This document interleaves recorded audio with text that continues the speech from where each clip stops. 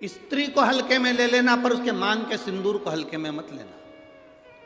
उसके मांग के सिंदूर में वो बल होता।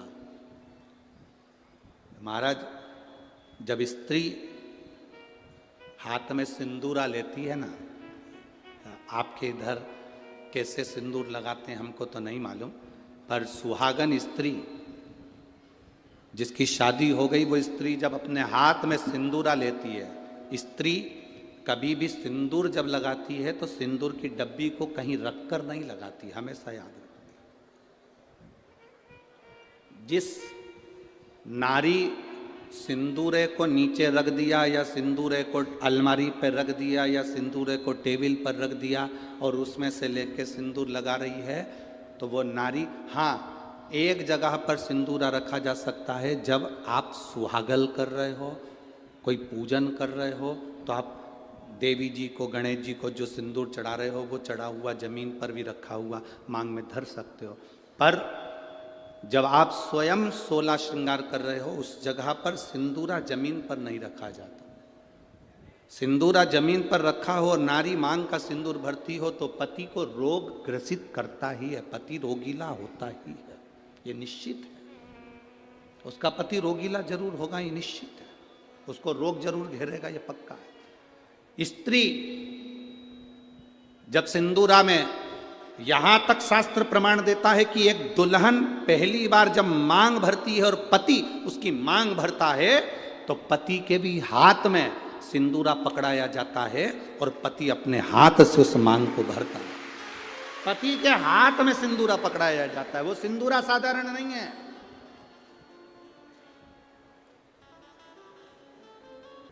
आप में से कोई कोई ऐसी आलसन हो सकती हैं, कोई ना कोई ऐसे आलसी हो सकते हैं कि ड्रॉज खोली, उसमें रखा था, उसी में से निकाल के और भर ली और उसी में रख दिया। ऐसी कहीं कहीं की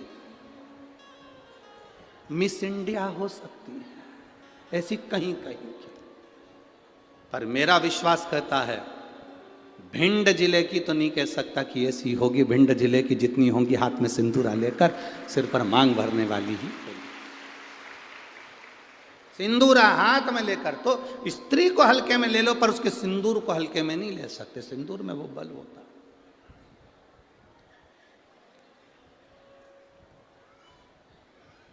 एक कौन सा राक्षस है जिसका संहार, वो कौन सा राक्षस है जिसका संहार एक स्त्री ने मांग के सिंदूर से अपने दूसरे प्रतिबिंब को प्रकट कर कर मारा था? वो कौन सा राक्षस है? ऐसा कौन सा राक्षस जिसको वर था कि वो स्त्री के हाथ से मरेगा और स्त्री अपने मांग के सिंदूर से, उस सिंदूर से अपनी परछाया प्रकट कर लेती है और परछाया से मारती है? वो एक ही राक्षस था, मुल्कासुर। कौन सा राक्षस? मुल्कासुर। उसको माता जानकी जी ने मारा था, लंका में जाकर मारा था, लंका के दरवाजे पर। कौन था मुल्कासुर? कुंभकर्ण की पत्नी का पुत्र, कुंभकर्ण का बेटा। कुंभकर्ण की जो पत्नियां थी उसमें से एक करकटी थी जिसका पुत्र भीम था। उस भीम को शिवजी ने मारा था तो वो भीमा शंकर बन गया था। और कुंभकर्ण का एक बेटा था मुल्कासुर, जो जन्म लेने के बाद मूल में हुआ था तो उसको भिगवा दिया गया था, जिसको सीता जी ने मारा था, माता जानकी जी ने मारा था। मांग के सिंदूर में कितना बल होता है।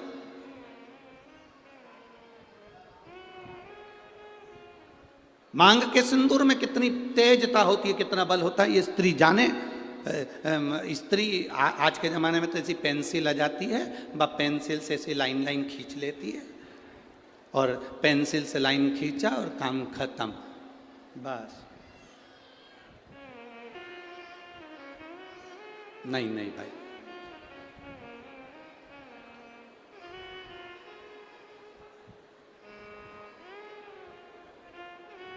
आप में से आप लोगों ने देखा कि नहीं देखा, बड़े बड़े घर के लोग भले मांग भरने में संकोच करें, सिंदूर लगाने में संकोच करें, पर तुम्हारे यहाँ पर कोई काम करने वाली आई हो ना, तुम्हारे यहाँ कोई बर्तन मांजने वाली आई हो, वजन ढोने वाली, ईंट रखने वाली, फावड़ा गेती रखने वाली, रेत भरने वाली, वो काम करने वाली स्त्री को देखना। एक पैसे वाले के यहाँ की नारी भले मांग भरने में संकोच कर सकती है, पर एक गरीब स्त्री कभी मांग भरने में संकोच नहीं करती, वो मांग भर कर चलती है।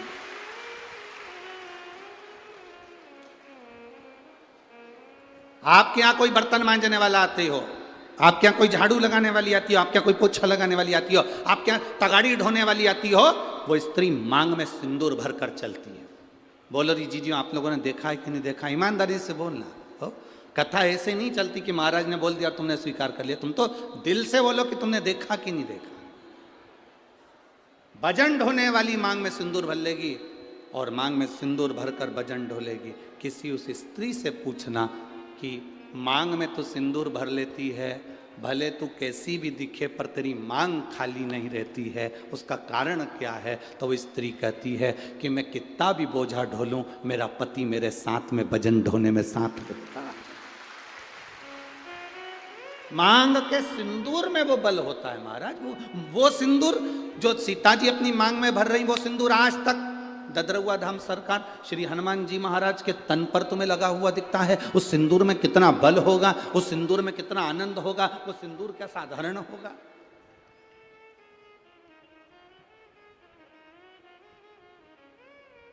उसको पहचानो, उसको जानो।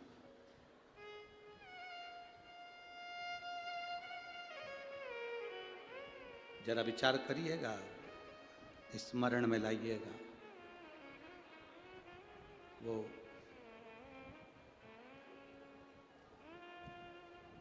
मांग का सिंदूर इतना प्रबल होता है, वो कहे ना, वो मुल्कासुर की वो कथा आती है, आप लोगों ने सुनी तो होगी, हमारे स्मरण में है कि आप लोग सुन के तो रखे होंगे, पर फिर भी आज शिव महापुराण में निकली है तो आप स्मरण करेंगे। कुंभकर्ण का बेटा मुल्कासुर मूल में पैदा हो गया। कुंभकर्ण को मालूम पड़ा मेरा बेटा मूल में पैदा हुआ है। कुंभकर्ण ने दासियों से कहा कर कह दिया इसको जंगल में फेंक दो, ले जाओ इसको और वन में डाल दो, ले जाओ इसको जंगल में फेंको। अब उस बच्चे को ले जाकर जंगल में फेंक दिया। मूल में हुआ था, जंगल में फेंका। जंगल में फेंका, एक मधुमक्खी ने उस बच्चे को देख लिया। मधुमक्खी ने जब बच्चे को देखा कि कोई बच्चा रो रहा है और बिलख रहा है, इसके घर के लोग उसको यहां पटक कर चले गए। मधुमक्खी ने अपने छत्ते को छेदित कर दिया। मधुमक्खी अपने छत्ते को बनाती है, कभी छत्ते को छेदित नहीं करती कि उसमें से शहद नीचे गिरे। कभी छेदित नहीं करती मधुमक्खी अपने छत्ते को, बनाती है छत्ता पर छेदित नहीं करती। छत्ता बनाएगी पर छेदित ना करेगी, छेदित ना करेगी।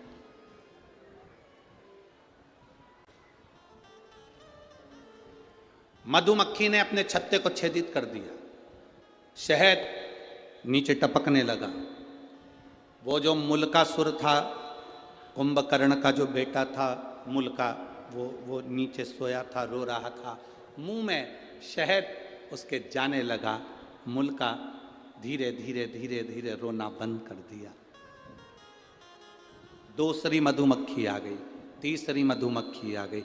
बहुत सारी मधुमक्खियों ने उस बालक को पाल पोस कर बड़ा करा और उसका नाम मुल्का, कुंभकर्ण का बेटा। कुंभकर्ण के दोनों बेटों का चरित्र बड़ा विचित्र है। एक करकटी से पैदा हुआ भीम, जिसको शिव जी ने मारा था तो भीमा शंकर, मेरे भोलेनाथ का 12 ज्योतिर्लिंग में से एक ज्योतिर्लिंग भीमा शंकर बना। और दूसरे नाम पर यह मुल्क। ये मुल्का। अब मुल्का बड़ा हो गया, मधुमक्खियों ने पाल पोस कर बड़ा करा, तो मधुमक्खी कोई माता मानता था, मधुमक्खी कोई पिता मानता था।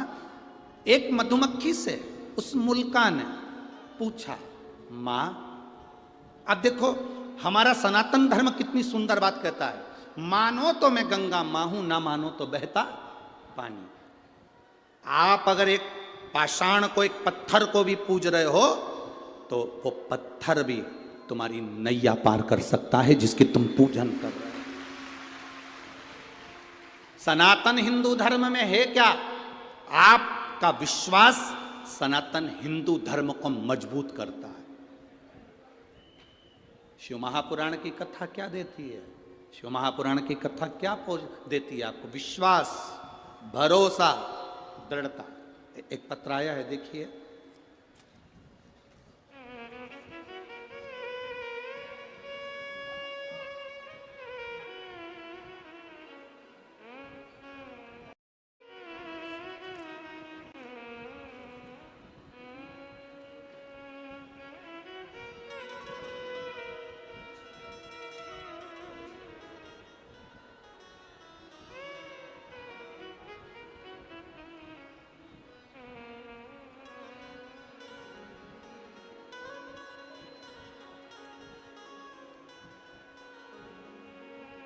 भरोसा देखिएगा।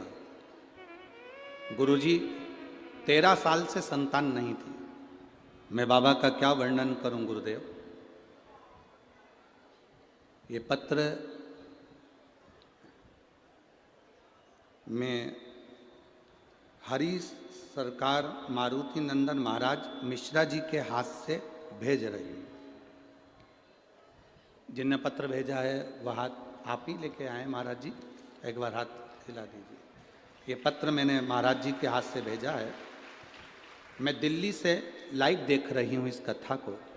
ददरवा धाम सरकार के चरणों को नमन करती हूँ। गुरुदेव, ये पत्र मैं हनुमान हरि सरकार मारुति नंदन महाराज जी मिश्रा जी के माध्यम से भेज रही हूँ। गुरुदेव, 13 साल से मेरे यहाँ बच्चे नहीं थे। मैं बाबा का क्या वर्णन करूँ। मेरे पति दिल्ली पुलिस में एसआई के पद पर तैनात हैं। मेरा नाम वीर सिंह यादव है, मेरी पत्नी का नाम मंजू यादव है। मैं जिला भिंड के थाना मो तहसील गोहद ग्राम धमूरी, जो ददरवा धाम से मात्र 2 किलोमीटर की दूरी पर स्थित है, वहाँ का रहने वाला। मेरे यहाँ संतान नहीं थी। मैं बाबा को क्या वर्णन करूं गुरुदेव। सब जगह गए, कोई सुख ना मिला। तब शिवजी पर एक लोटा जल चढ़ाना प्रारंभ करा। तब मेरी पत्नी ने मुझसे कहा, तो मैंने मेरी पत्नी से कहा, क्या शंकर जी पे जल चढ़ाने से औलाद हो जाती है, संतान हो जाती है? अगर ऐसा होता तो पूरा विज्ञान फेल हो जाता, पूरा साइंस फेल हो जाता। फिर भी गुरुजी, मेरी पत्नी मुझे रोज पानी का लोटा हाथ में पकड़ाती, मैं शिव जी को चढ़ाता।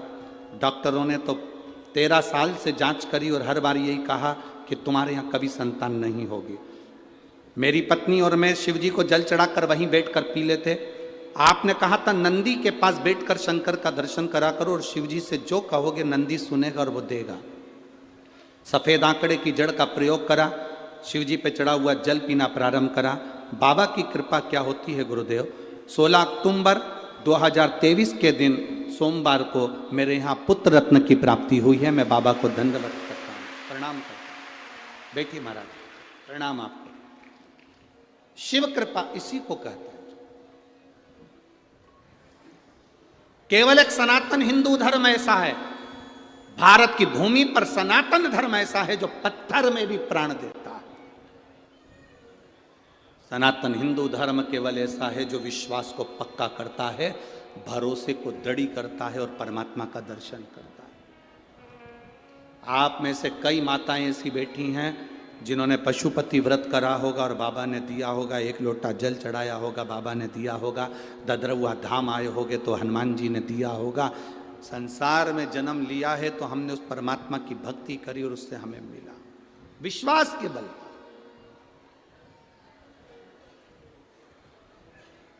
हम तो आपसे मिलते भी नहीं हैं। आप सरकार से पूछ लेना, या पुजारी जी हों, पवन भैया हों, या इस ददरुआ धाम के जितने सेवादार हों उनसे पूछना, सियोर वाला महाराज अपना कमरा छोड़कर बाहर तक नहीं निकलता। और जितने गार्ड लगे हों वहाँ, पुलिस विभाग के लोग लगे हों, उनसे पूछना। वो महाराज होंगे बहुत सारे आपके यहाँ आते होंगे, मिलते होंगे, जुलते होंगे, हम नहीं मिलते। हमारा एक ही काम है, हमारे पास में जो छोटा सा शिवलिंग है, ठाकुर जी हैं, उनका पूजन करना, जितना बन सके अपने को बाबा ने जो समय दिया उस समय में पाठ करना और भगवान की माला जपना। जितनी जप सकते हो उतनी जपो। ये संसार से मिलेंगे तो आप 100, 500, 200 रुपये देकर जाओगे, पर मेरे भोलेनाथ को जपूंगा तो वो मेरी जिंदगी में मेरा हाथ पकड़कर ऊपर पहुंचाएगा। केवल यही कथा नहीं, आपने पूरे जितनी बार कथा सुनी होगी, हमने एक बात कहा, हम मिलते नहीं है। बोला था कि नहीं बोला था? हम कहीं नहीं मिलते। पीछे के 1-2 दिन होते हैं जिसमें कहीं कोई मिलने वाला होता है तो मिलते, ना मिलते, कमरे से निकलते ही नहीं। और हमारे कमरे में हमारे चाहे गार्ड हों, चाहे आशीष भैया हों, चाहे हमारे ब्राह्मण हो, हमारे कमरे में नहीं आते। भजन करा, स्मरण करा, जाप करा, अनुष्ठान करा, भक्ति करी, केवल कथा में आए, यहाँ से चले, इसके सिवाय कुछ नहीं। क्यों मिले आपसे? आप मिलो, श्री हनुमान जी महाराज ददरुआ धाम में बैठे हैं उनसे, आप मिलो मेरे भोलेनाथ जी मंदिर में बैठे हैं उनसे, आप मिलो भगवान की अविरल भक्ति से। हमसे क्यों मिलना? किस लिए?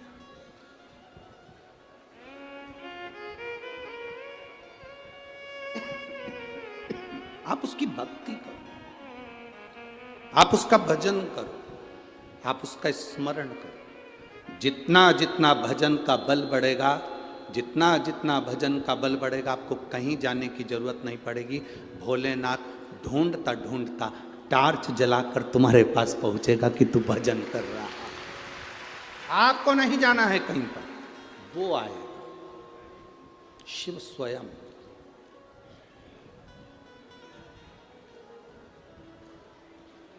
शंभू का मतलब क्या होता है? अपन कहते हैं भोले शंभू। शंभू का मतलब क्या? स्वयं भू। किसी देवता को शंभू नहीं कहा गया, केवल एक देवाधिदेव महादेव जिनको शंभू कहा गया, क्योंकि वो स्वयं भू है, स्वयं प्रगट है, ना कभी जन्म हुआ ना कभी मरता है। वो दुनिया के साथ में आज भी है, कल भी रहेगा। ब्रह्मांड नष्ट भी हो गया तो शिव रहेगा, बाकी का साफ है। स्वयंभू है वो, इसलिए उसको शंभू कहा गया।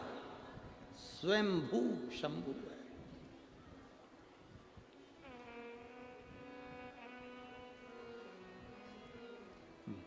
मुल्का को मधुमक्खी ने छेद कर कर, अब आपका विश्वास क्या कह रहा है? क्या एक मधुमक्खी मां बन सकती है? वो भी एक इंसान के बच्चे की, मनुष्य के मानव के बच्चे की? मधुमक्खी से मुल्का ने पूछा, मां, मधुमक्खी से पूछ रहा है, मां मैं किसका भजन करूं? और मधुमक्खियों इकट्ठी हो गई, इकट्ठी होकर झुंड बनाकर दौड़ी। दौड़ते दौड़ते मधुमक्खी एक वृक्ष पर चढ़ गई। वो वृक्ष था बट का वृक्ष। जिस बट के वृक्ष को मुल्का ने देखा तो बट वृक्ष को याद किया मुल्का ने। ये बट वृक्ष ब्रह्मा जी के कटे हुए शीश से प्रकट हुआ है, इसलिए मेरी माँ कह रही है कि इस ब्रह्मा का तू तप कर। मुल्का ने ब्रह्मा जी का तप करना प्रारंभ करा। इतना घोर तप मुल्का ने करा, बट वृक्ष के नीचे बैठ जो तप करना प्रारंभ करा तो ब्रह्मा जी प्रकट हो गए, ब्रह्मदेव सामने। और ब्रह्मा जी प्रकट होकर बोले, बोल मुल्का तुझे क्या चाहिए? मुल्का ने कहा, मैं मरूं ना, मुझे अमर कर दो, मेरे प्राण ना छूटे, मुझे अमर करा जा। भगवान ने कहा, ये तो कभी नहीं हो सकता मुल्का कि तू अमर होगा। अगर मैं अमर नहीं हो सकता तो फिर क्या मांगू? इतने में मुल्का ने कह दिया, बस अगर मैं अमर नहीं हो सकता, मेरे को मरना ही पड़ेगा, तो मुझे वर दो कि मुझे स्त्री मारे।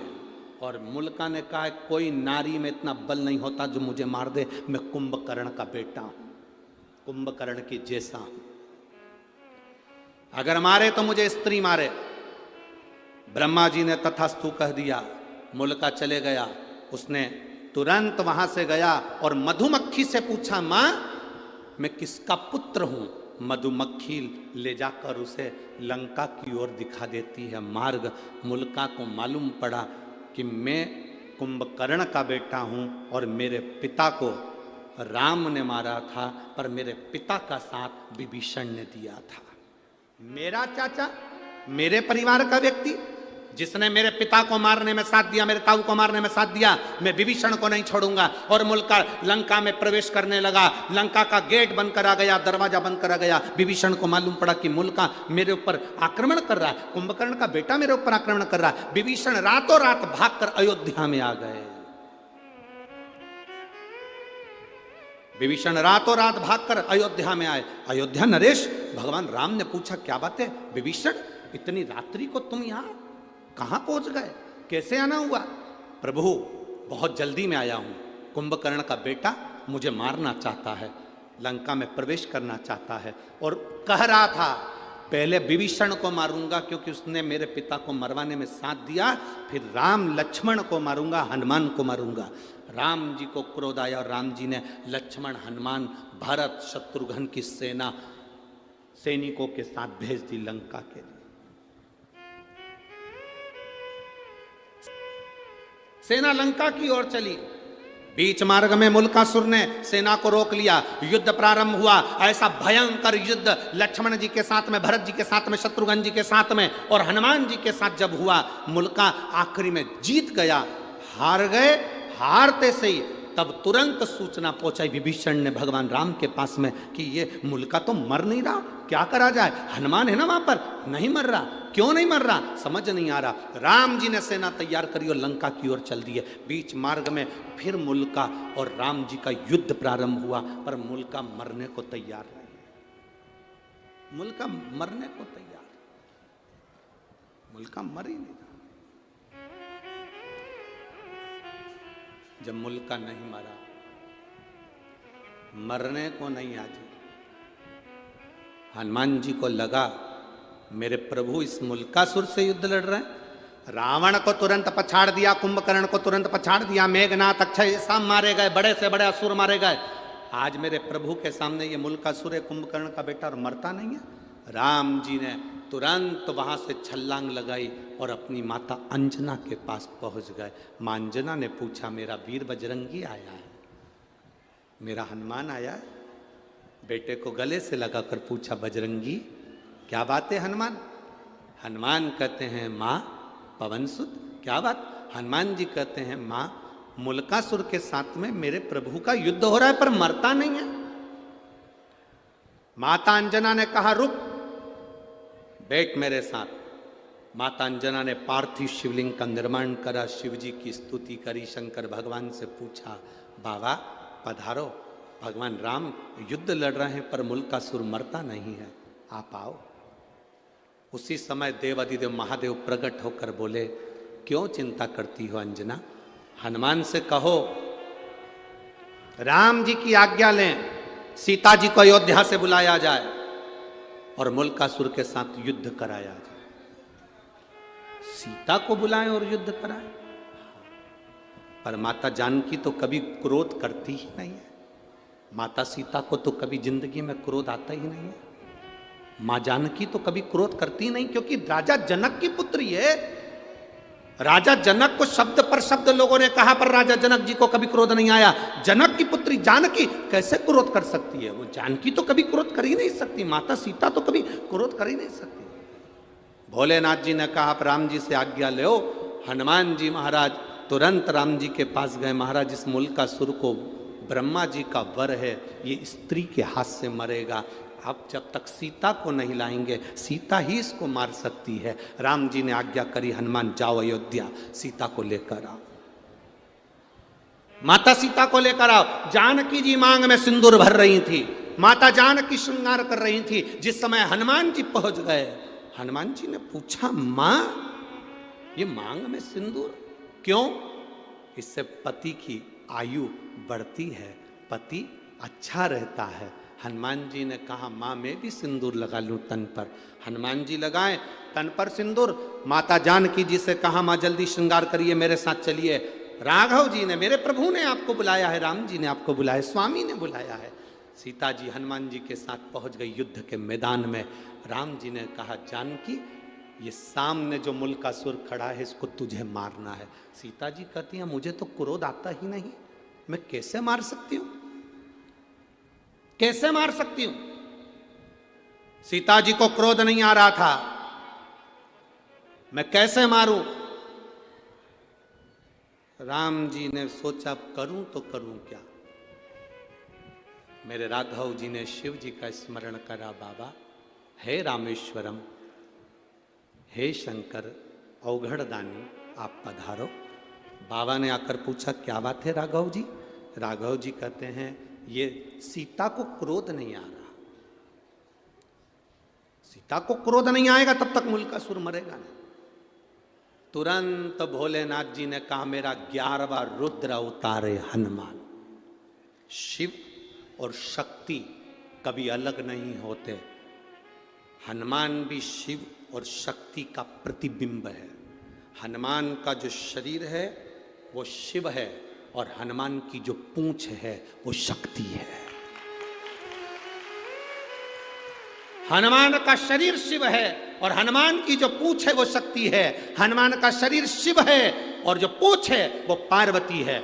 एक काम करो हनुमान, जहां से सीता जी निकलकर रथ के ऊपर चढ़े वहां तुम्हारी पूंछ से तुम थोड़ी सी बुआरी लगा देना, झाड़ू लगा देना, थोड़ी सी बुआरी, थोड़ी सी झाड़ू अपनी पूंछ से लगा देना, थोड़ी सी बुआरी।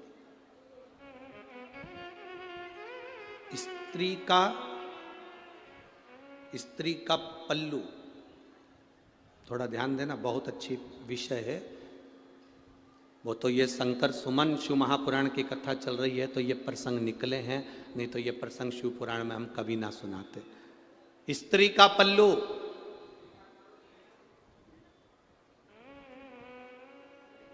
एक माता का पल्लू,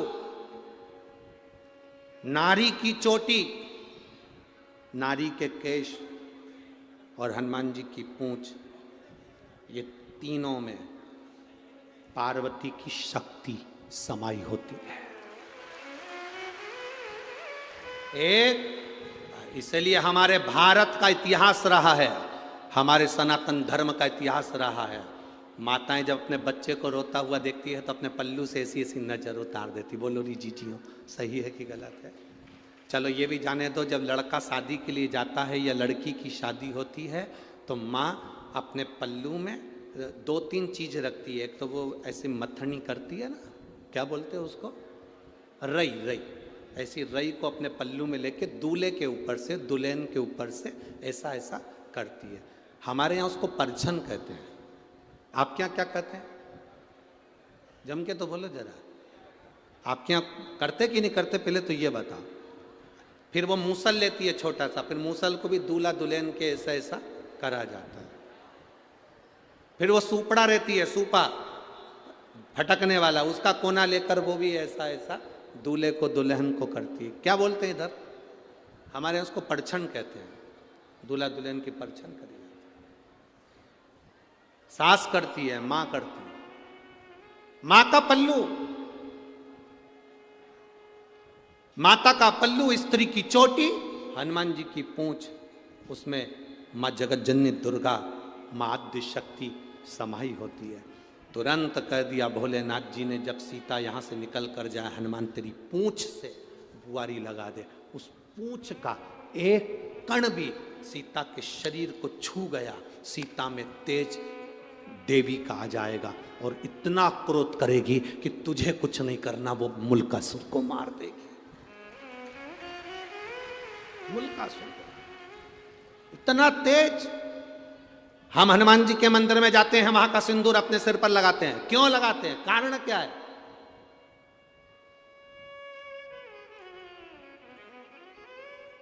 हम हनुमान जी के मंदिर में जाकर उनका सिंदूर लेकर अपने सिर पर लगा रहे हैं।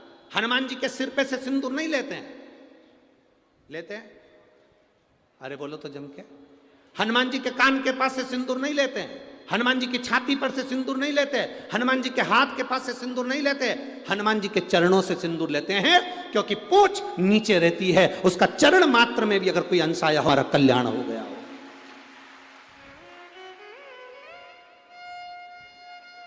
अब तुम्हारे यहां अगर ऐसा होता हो कि सिर पे से सिंदूर लेके लगा लेते हो तो बात दूसरी। हाँ, शास्त्र नहीं है, शास्त्र ये वर्णन करता ही नहीं कि सिर पे से सिंदूर। यहां तो हनुमान जी के चरणारविंद का सिंदूर लेकर मस्तक पर लगाया जाता है। हनुमान जी की पूंछ नीचे रहती है, उस पूंछ में से एक अंश भी उनके केश का भूमि पर गिरा होगा, उसमें सिंदूर लग गया होगा, हमारे मस्तक पर लगा होगा तो हमें बल मिलेगा, बल मिलेगा तो संसार से लड़कर हम आगे निकल जाए।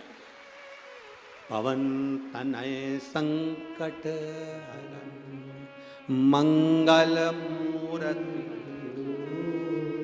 राम लखन सीता सहित हृदय शिव है वो। शंकर भगवान ने कहा हनुमान सीता जी, सीता माता जानकी चली, चलते ही हनुमान जी ने बुहारी काढ़ी, बुहारी काढ़ते से माँ जानकी ने देखा सामने मूल का सुर को, सीता जी ने अपने मांग के सिंदूर का स्पर्श कर कर अपनी छाया प्रकट कर दी। जानकी नहीं, सीता की छाया प्रकट हो गई और सीता माता की छाया ने ऐसा विकराल रूप धारण करा कि मुल्कासुर को 5 बाण में त्रस्त कर कर उसको पछाड़ दिया। अंत में मुल्कासुर मर गया, मुल्कासुर मर गया।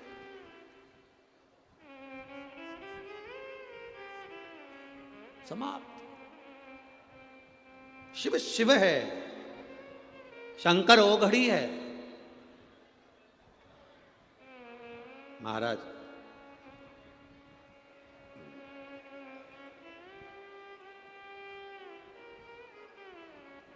लोग कहते हैं भगवान शंकर का नाम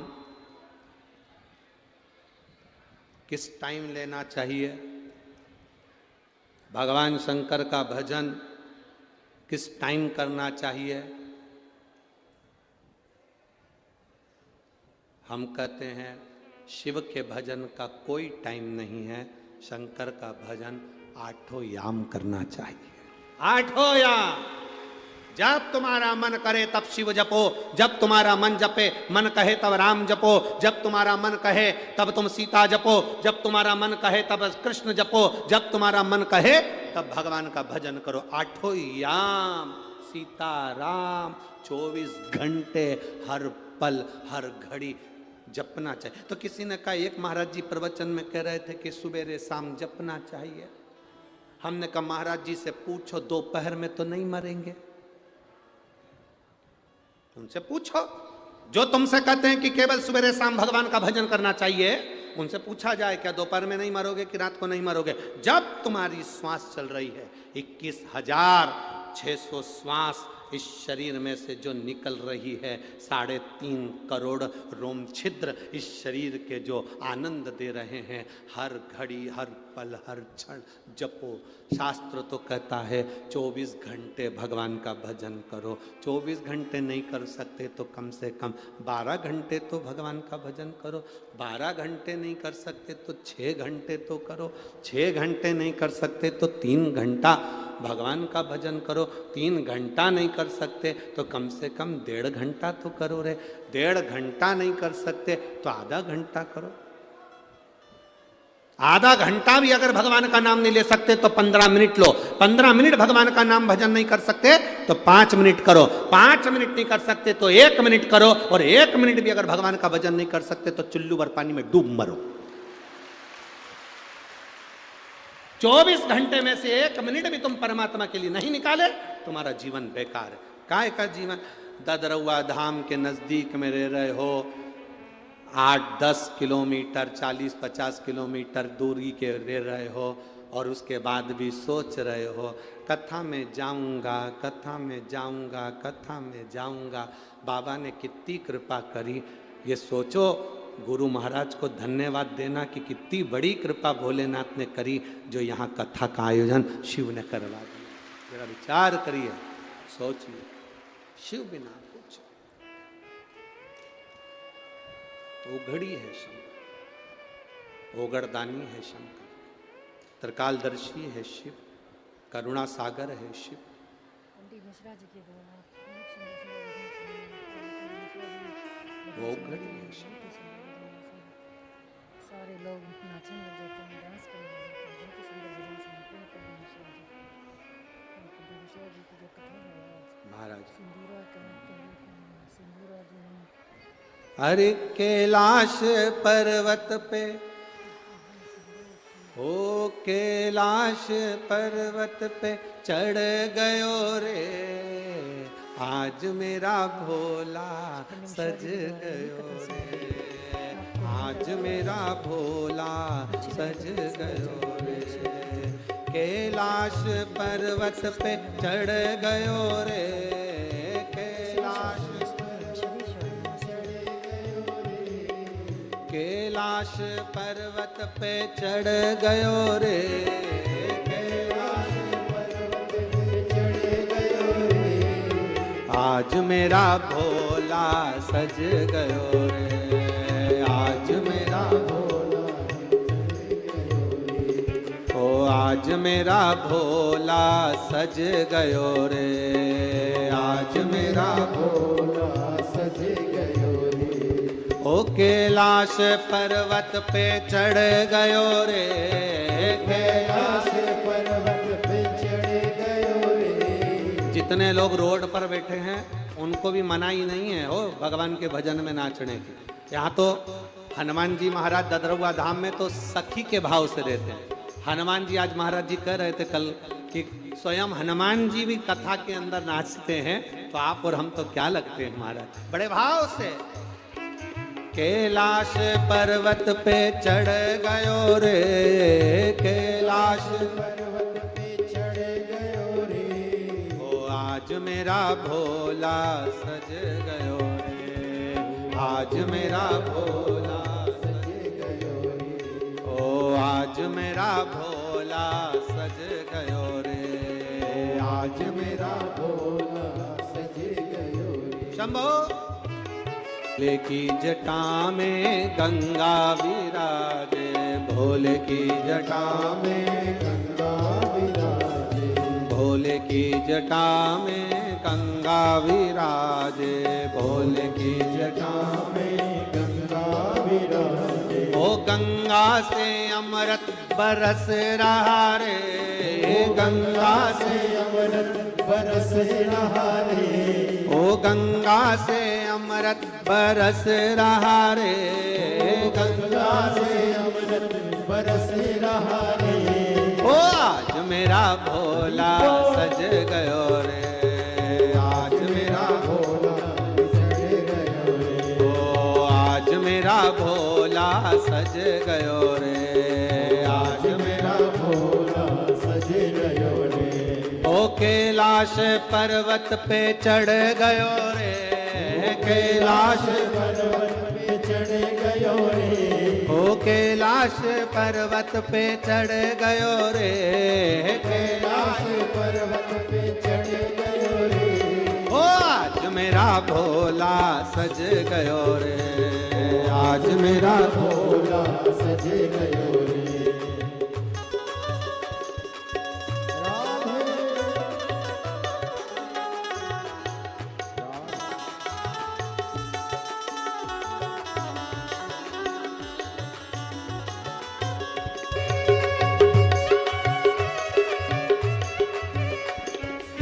भोले के गले में सर्पों की माला, भोले के गले में सर्पों की माला, भोले के गले में सर्पों की माला, भोले के गले में सर्पों की माला। गले में सर्प लिपट गयो रे, भोले में सर्प लिपट गयो रे, ओ गले में सर्प लिपट गयो रे, गले में सर्प लिपट गयो रे। ओ आज मेरा भोला सज गयो रे, आज मेरा भोला सज गयो रे, ओ आज मेरा भोला सज गयो रे, आज मेरा भोला सज गयो रे। ओ कैलाश पर्वत पे चढ़ गयो रे, कैलाश पर्वत पे चढ़ गयो रे, कैलाश पर्वत पे चढ़ गयो रे, कैलाश पर्वत पे चढ़ गयो रे, ओ आज मेरा भोला सज गयो रे, आज मेरा भोला सज गयो रे, ओ आज मेरा भोला सज गयो रे, आज मेरा भोला सज गयो रे। राधे हरि बोल।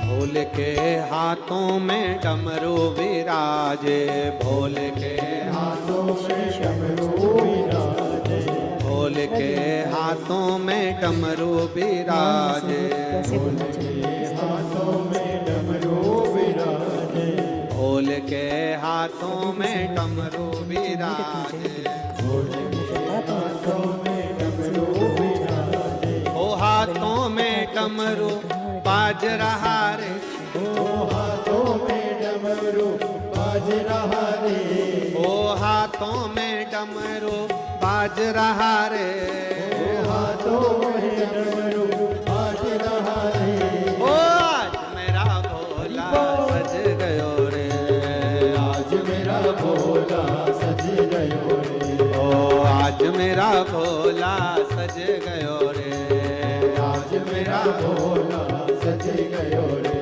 ओ कैलाश पर्वत पे चढ़ गयो रे, कैलाश पर्वत पे चढ़ गयो रे, कैलाश पर्वत पे चढ़ गयो रे, कैलाश पर्वत पे चढ़ गयो रे, ओ आज मेरा भोला सज गयो रे, आज मेरा भोला सज गयो रे, ओ आज मेरा भोला सज गयो रे, आज मेरा भोला सज गयो रे, ओ आज मेरा भोला सज गयो रे, आज मेरा भोला सज गयो रे, आज मेरा भोला सज गयो रे, आज मेरा भोला सज गयो रे, ओ आज मेरा भोला सज गयो रे, आज मेरा भोला सज गयो रे। हार महादेव हर अपने स्थान पर बैठकर भगवान देवाधिदेव महादेव से अपने दिल की बात कही है। बहुत दूर दूर से आए हो आप लोग, इतने मन से बाबा से प्रार्थना करना कि बाबा आपके हृदय की बात को स्वीकार करें। जहां जगह मिले वहां बैठ जाओ, रोड पे जगह मिले रोड पर बैठ जाओ, साइड में जगह मिले साइड में बैठ जाओ, दुकान में जगह मिले दुकान में बैठ जाओ, ग्राउंड में जगह मिले ग्राउंड में बैठ जाओ, जहाँ बैठे हो पेड़ों के नीचे बैठे हो वहाँ बैठ जाओ, बैठकर प्रार्थना करना, बैठकर। देखो, पोहे को बनाकर ऐसे ही नहीं रख दिया जाता है। पोहे की कढ़ाई को गर्म पानी पर रखा जाता है, गर्म पानी के भगोने पर रखा जाता है, जिससे पोहा गर्म रहे। पोहा गर्म रहे उसके लिए उसको गर्म पानी के भगोने पर, पात्र पर उसे रखते हैं, गर्म पानी।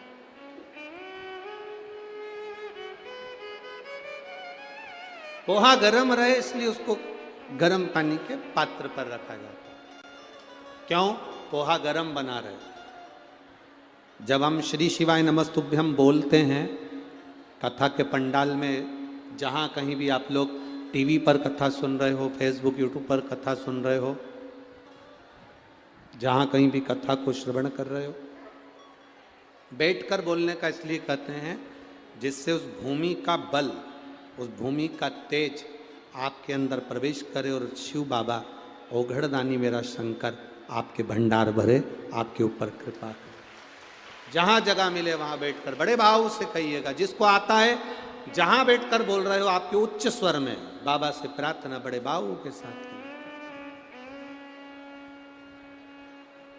श्री शिवाय नमस्तु श्री शिवाय नमस्तु श्री शिवाय नमस्तु श्री शिवाय नमस्तु श्री शिवाय नमस्तु भोला सब दुख काटो ओ भोला सब दुख काटो शिव शंकर जपो तेरी माला भोले बाबा जपो तेरी माला भोला सब दुख काटो ओ भोला सब दुख काटो वेश है मंगलकारी वेश है मंगलकारी शमशान वासिया शमशान वासिया ओ भोला सब दुख काटो ओ भोला सब दुख काटो।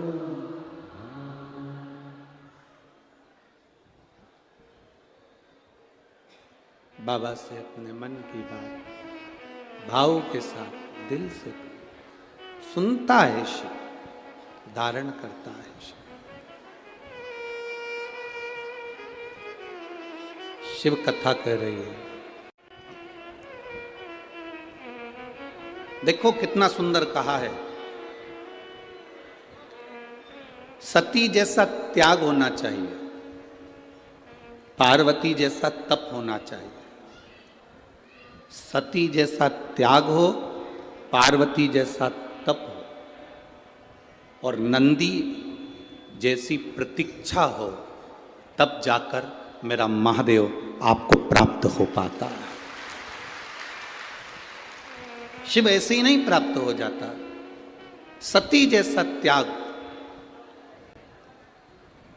कोई कह रहा था माता सती ने अपने पति की निंदा नहीं सुनी। ना, शिव महापुराण की कथा में उमा खंड में लिखा गया, सती खंड में लिखा गया, सती अपने पति की निंदा नहीं सुनी। ये बात नहीं लिखा स्कंद पुराण में या शिव पुराण में। लिंग पुराण में भी यह वर्णन नहीं आया, कूर्म पुराण में भी यह वर्णन नहीं आया। शास्त्र में वर्णन आया सती अपने पति की निंदा से मतलब नहीं है। पुराण में लिखा है सती शिव की निंदा नहीं सुन सकी।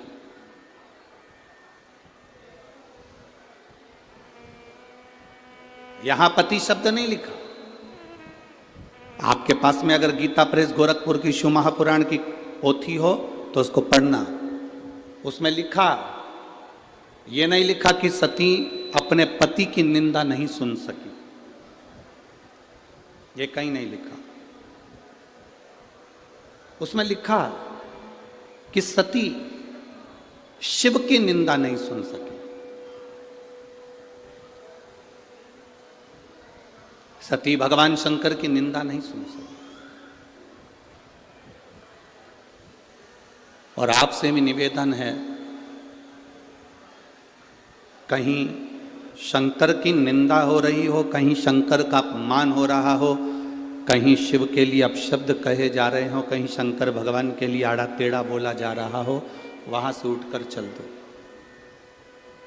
वहां हमें नहीं बैठना। रामायण किस किस ने पढ़ी है, और रामायण किस किस ने सुनी है, और रामायण टीवी पर किस किस ने देखी है? हाथ उठाओ जरा। सबने देखी है, सबने सुनी है, सबने पढ़ी है। धन्यवाद आपको कि आपने रामायण का अध्ययन किया, पढ़ा, स्मरण किया। रामायण में एक लंका में प्रवेश श्री हनुमान जी महाराज करते हैं तो लंकनी से मिलन होता है।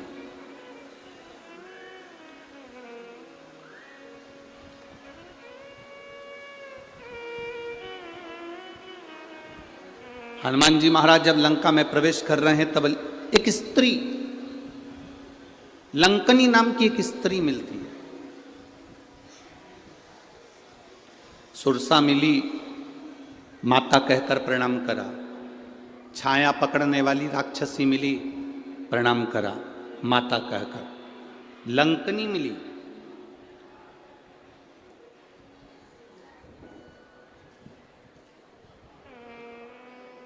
क्या हमारा शास्त्र, क्या हमारा वेद, क्या हमारा पुराण ये कहता है कि स्त्री को मारा जाए, या स्त्री को हाथ मारा जाए, या थप्पड़ मारा जाए, या गाली दी जाए? किसी वेद में, किसी पुराण में, किसी शास्त्र में ऐसा वर्णन नहीं है।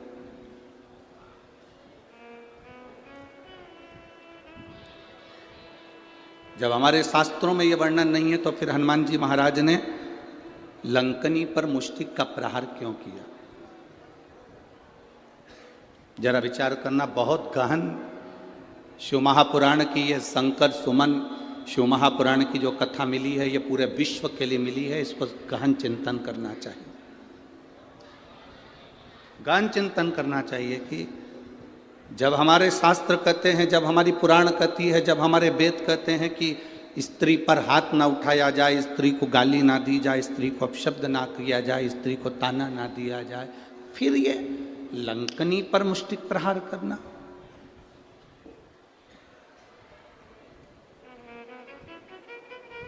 लंकनी पर मुष्टिक प्रहार।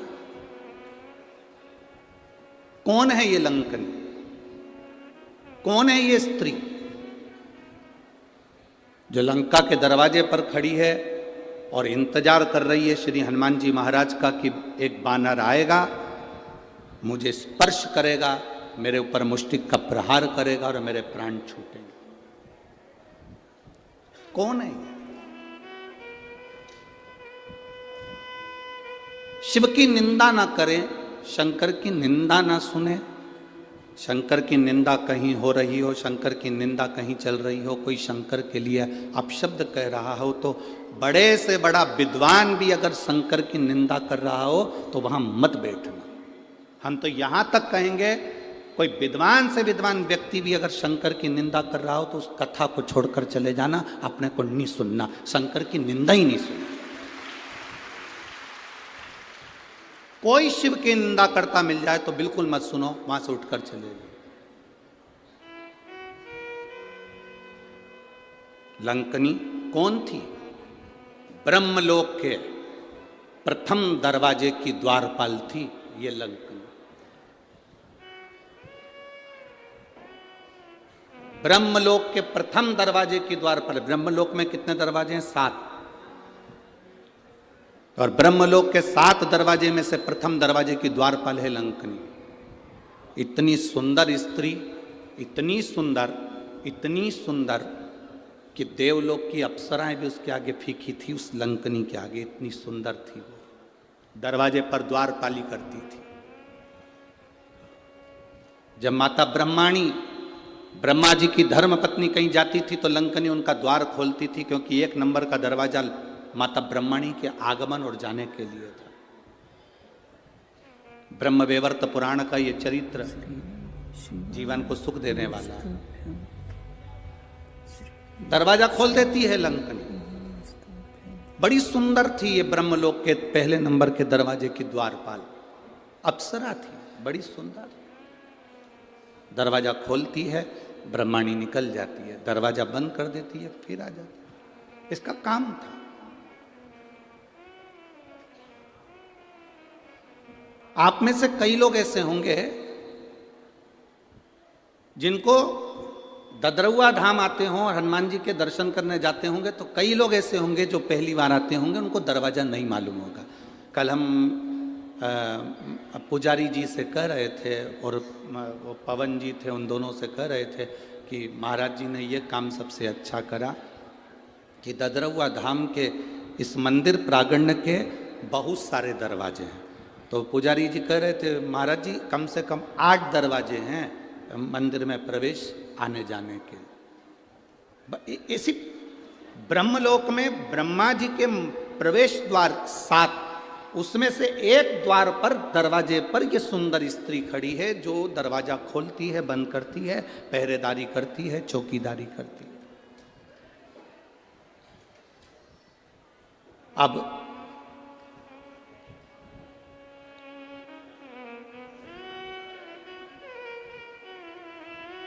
एक बार इंद्र एक दरवाजे से ब्रह्मा जी के पास जा रहे थे, भगवान नारायण ब्रह्मा जी के पास दूसरे दरवाजे से जा रहे थे, गरुण वरुण सारे देवता एक एक दरवाजे से जा रहे थे।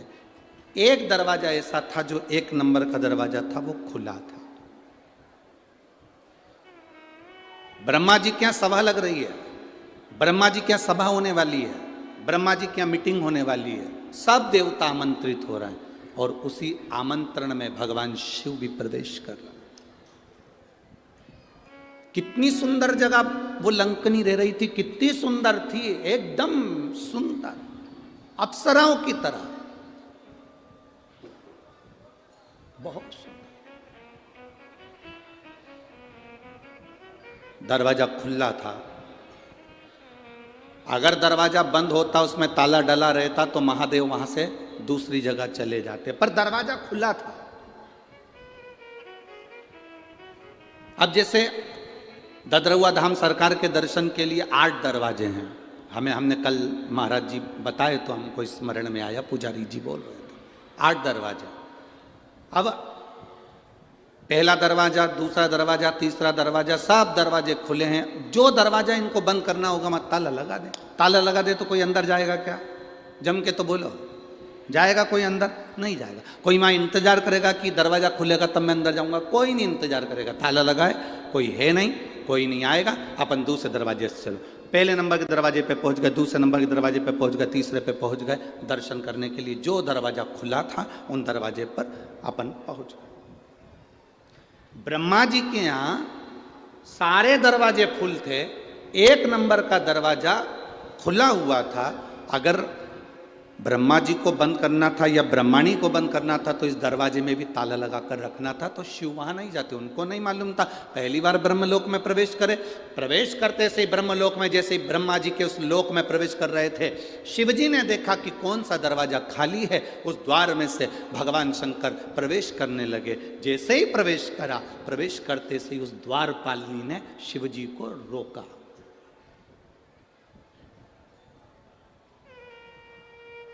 वो दरवाजे पे खड़ी हुई उस लंकनी ने, उस द्वारपालिनी ने, जो सुंदर है, अति रमणीय, अति सुंदर, उसने रोक दिया।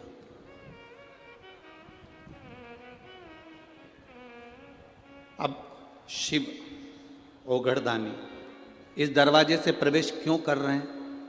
शंकर भगवान इसलिए प्रवेश करे क्योंकि इसी दरवाजे से भगवान विष्णु भी गए थे, इसी दरवाजे से इंद्र भी गए थे, इसी दरवाजे से कुबेर भी गए थे। तब इस सुंदर स्त्री ने उनको नहीं रोका। पर जैसे ही देवाधिदेव महादेव दरवाजे पर आए, आते से ही उस सुंदर स्त्री ने महादेव को साधारण सा पुरुष जाना और आवाज लगा कर कहा, ए बाबा, आवाज लगा कर कहा, ए बाबा। ये भस्म रमाकर, गले में सांप पटक कर, जटा बांध कर, त्रिपुंड लगाकर, रुद्राक्ष पहनकर कहां अंदर जा रहे हो? वो साधारण स्त्री शंकर भगवान को जानती थी कि ये शिव हैं। वो स्त्री जानती थी, अप्सरा जानती थी कि ये शंकर हैं। पर शिवजी सोने का मुकुट पहनकर नहीं आए थे, शिवजी अंबर पीतांबर पहनकर नहीं आए थे। शंकर भगवान एकदम सिंपल, एकदम साधारण, एकदम सहज आए थे।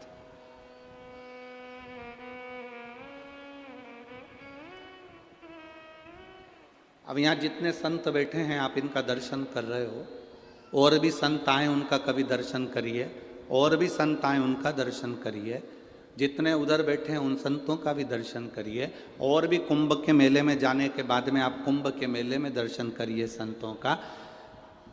कोई भस्म चढ़ाया हुआ है, जटाजूट बांधा हुआ है, मृगछाला पहना हुआ है, रुद्राक्ष पहना हुआ है, किसी संत को कभी हल्के में मत लो।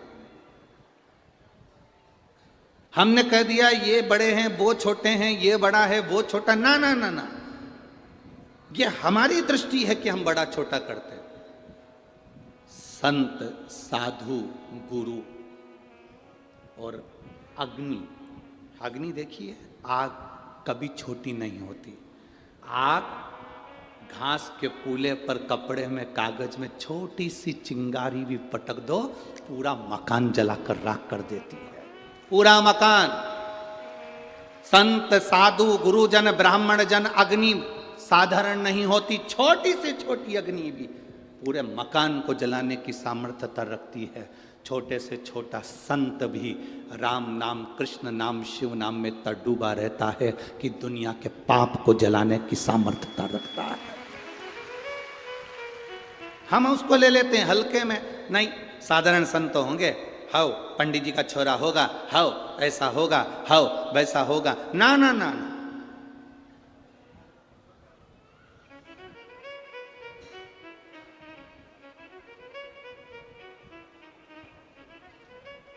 स्त्री को हल्के में ले लेना, पर उसके मांग के सिंदूर को हल्के में मत लेना।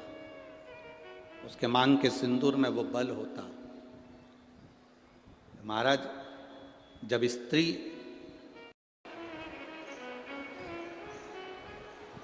शिव महापुराण वर्णन कर रही, शंकर भगवान का चरित्र कर रहा,